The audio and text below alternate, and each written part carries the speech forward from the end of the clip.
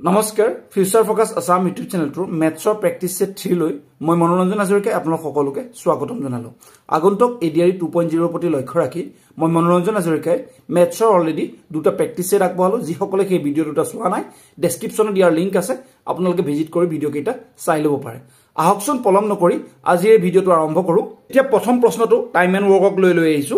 এনে ধৰণৰ প্ৰশ্ন পৰীক্ষাত অহা দেখা যায়। আপোনালোকে যদি পুৰণা প্ৰশ্ন আছে খুচৰি মাৰি চাব, আপোনালোকে এই ধৰণৰ প্ৰশ্ন পাব। If Ram and Shyam together can build a house in 10 days, Ram and Arun can build it together in 12 days. Shyam and Arun can build it in 15 days. Shyam, Ram, Arun start working together. In how many days they build the house? Prothome ki kole Ram aru Shyame eta building kiman dinot build koribo pare ba banabo pare 10 days. Okay, 10 days. Ram aru Arune kiman dinot he building to same building to build koribo pare Shyam aru Arune build koribo pare 12 dinot. Okay, then eketa building okay jodi Shyam and Arune jodi bonai tetiale kiman dinot banabo pare 15 dinot. Okay, ene dhoroner jodi match ahe ami prothome ki koribo lagibo, prothome total unit ba total work to uliabo lagibo, building to total kam kiman ase ami ki korim 10 12 aru 15 LCM uliam। LCM কি হ'ব 10 12 আৰু 15 LCM 60 হ'ব। Okay 60 হ'ব আৰু এই LCM তে হ'ব total work বা সম্পূৰ্ণ কাম বা টোটাল ইউনিট। প্ৰথম কামটো আমি গম পালো। যদি টোটাল কাম 60 ইউনিট বা 60 হয় তেতিয়া হলে 10 দিনত সেই কামটো কৰিব পাৰে। গতিকে ৰাম আৰু শ্যামে এদিনত কিমান কৰিব পাৰিব? ৰাম আৰু শ্যামে এদিনত কৰিব পাৰিব 60/10 অৰ্থাৎ কি 6 ইউনিট কাম কৰিব পাৰিব ৰাম আৰু শ্যামে এদিনত। ঠিক একে ধৰণে ৰাম আৰু অৰুণে 60 বাই কি হ'ব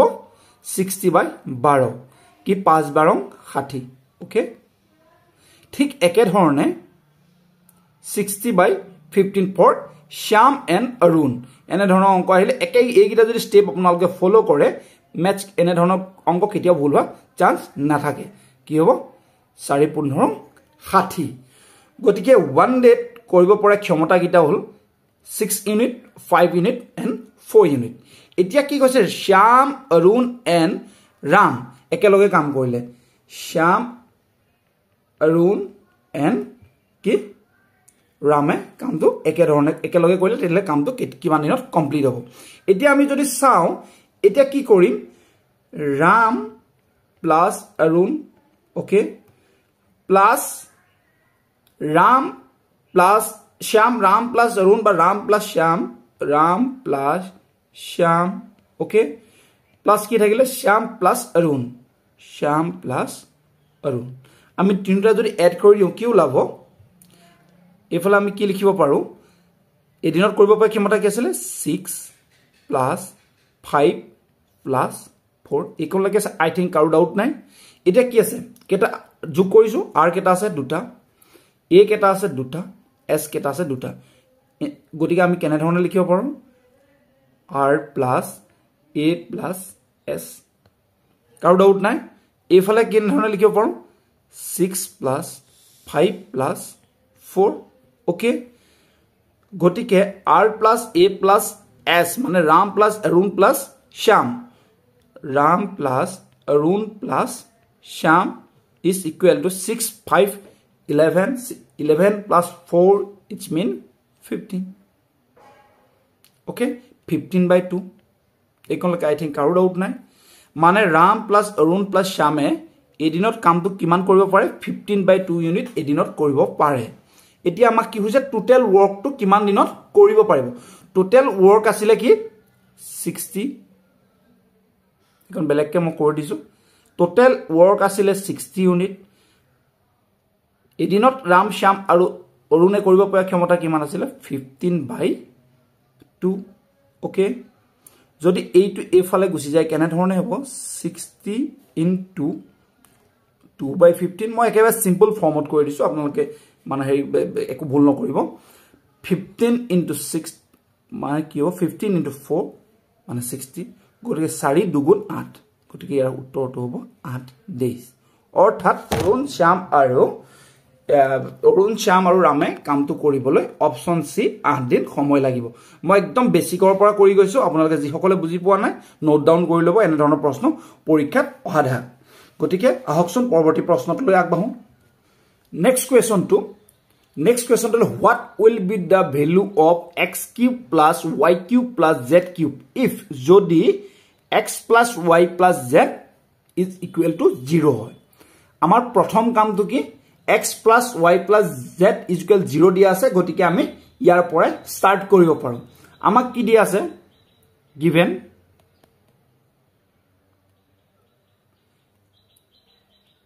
x plus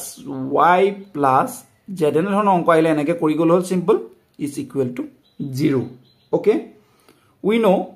আমি জানো এখানে কি লিখব x plus y plus z whole cube is equal to 0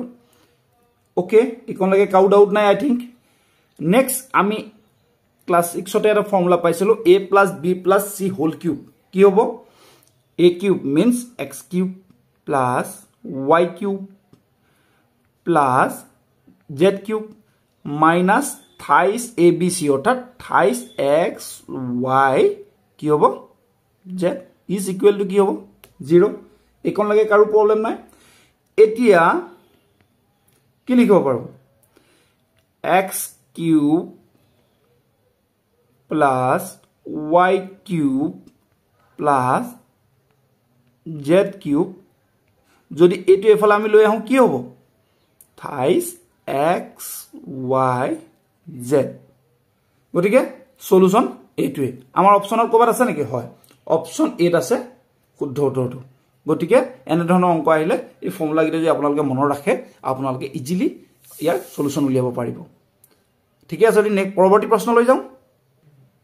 এতিয়া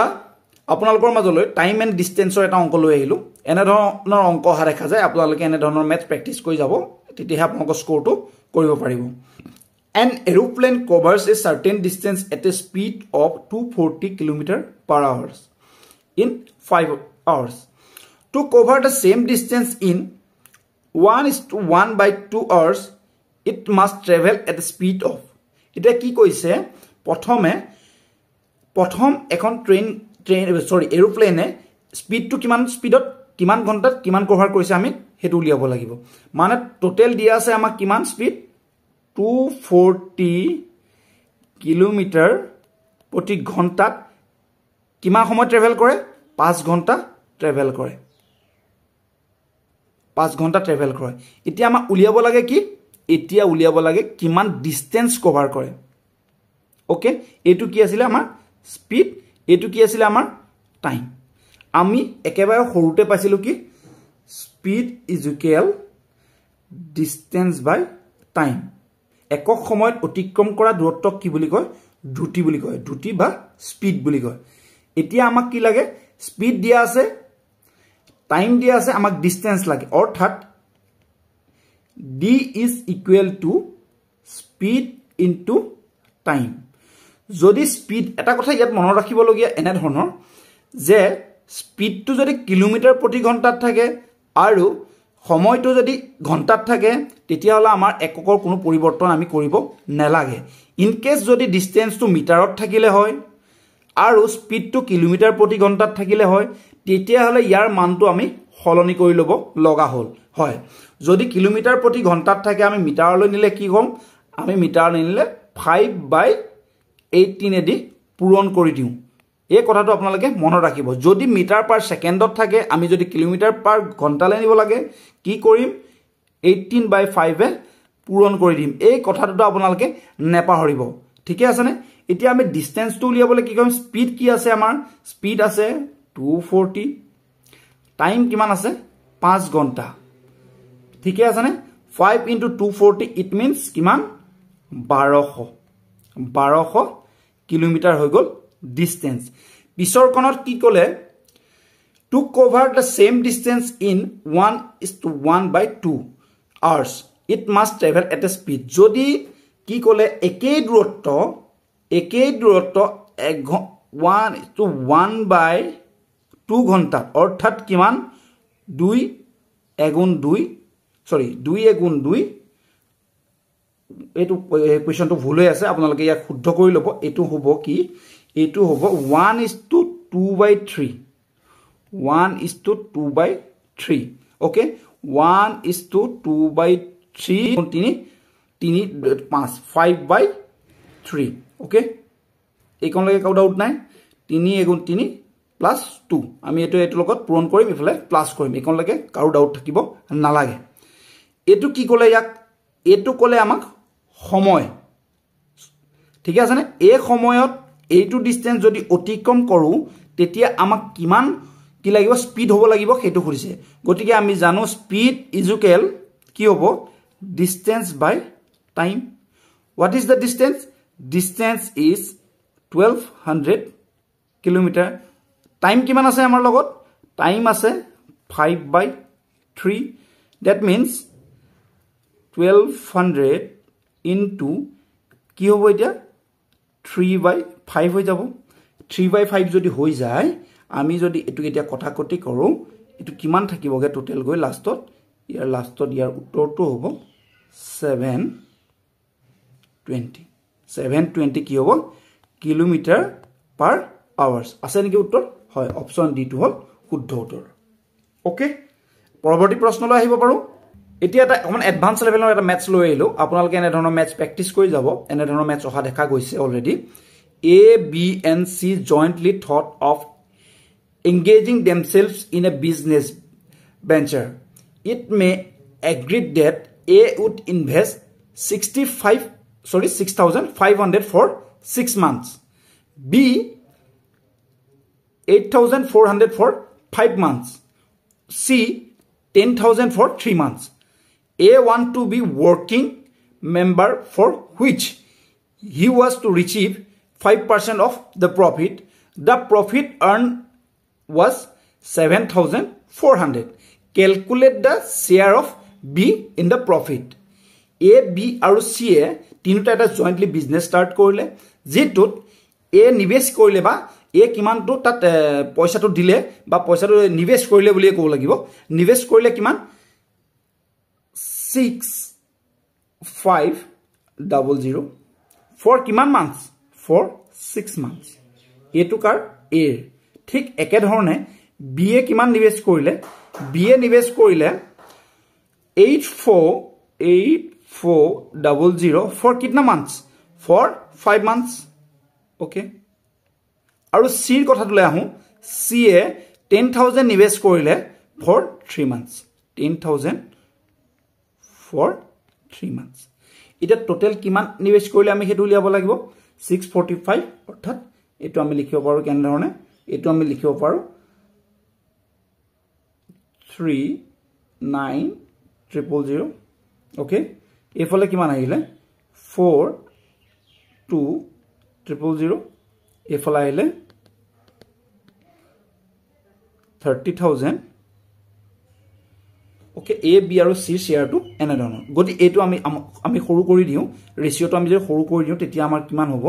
13:14:10 ওকে এ বি আৰু সি যেটো নিবেশ কৰাৰ ৰেশিওটো হল ইমানটো এতিয়া আমি আহিম প্ৰফিটৰ কথা লৈ এ টোটাল যেটো বিজনেস হ'ব এ সেই বিজনেসৰ কিমান % প্ৰফিট পাব 5% প্ৰফিট অলৰেডি গেইন কৰিব গতিকে টোটাল প্ৰফিট কিমান আছিল টোটাল প্ৰফিট এ প্ৰফিট মাৰ্জিন টু লৈ যাও প্ৰফিট লৈ যাও 7,400 ওকে তাৰ পৰা এ পাব এ কিমান % প্ৰফিট পাব 5% প্ৰফিট 5% মানে কি 5/100 গতিকে আমি যদি এটো সৰল কৰো আমাৰ থাকিব কি 370 এটো কাৰ প্ৰফিট এ ৰ প্ৰফিট ওকে এ প্ৰফিট টু হল এটো টোটাল প্ৰফিট আছিলে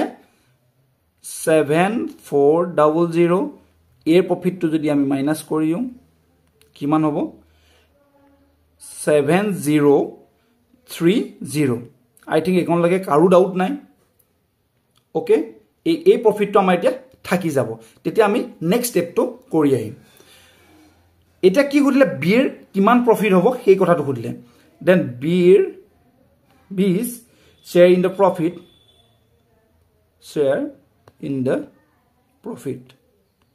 সেইটোৱে সুধিছে ন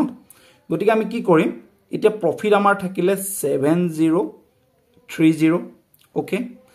এতিয়া আমি ৰেশিও আৰু প্ৰপোৰ্শন যদি আপোনালোকে অংক আগতে কৰিছে আমি এনে ধৰণৰ অংক এনেকৈ কওঁ টোটেল প্ৰফিট যেটো ৰেশিও আছে ৰেশিওটো টোটেলটো যদি আমি কৰো 37 ওকে তাত যাৰ খুদে আমাৰ এটা বিৰ খুদিছে কাৰণ আমি 14 ললো ঠিক একে ধৰণে যদি আমাৰ সিৰ খুদিলে সি টো আমি 10 ললো ইয়াৰ জায়গাত 14 জায়গাত আমি 10 ললো আমি তেন ধৰণে সিৰ শেয়াৰটো উলিয়াব পাৰিলো এটো যদি আপোনালোকে সৰল কৰে তেতিয়ালে ইয়াৰ শুদ্ধ উত্তৰটো হ'ব 2660 ওকে এটো হল শুদ্ধ উত্তৰটো অৰ্থাৎ ইয়াৰ শুদ্ধ উত্তৰটো হল এটো এতিয়া এটা একদম শৰ্ট কোৱেশ্চন আপোনালোকৰ মাজলৈ লৈ আইলো জিবত আপোনালোকে 15 সেকেন্ড সময়তকে বেছি সময় নলগাব পৰীক্ষাত what decimal of an hour is a second কি কলে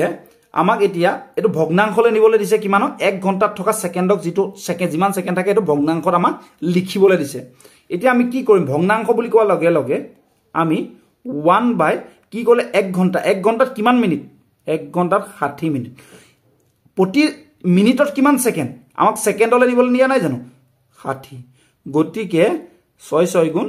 36 1 by 36 যদি আপোনালোকে এটো সৰল কৰে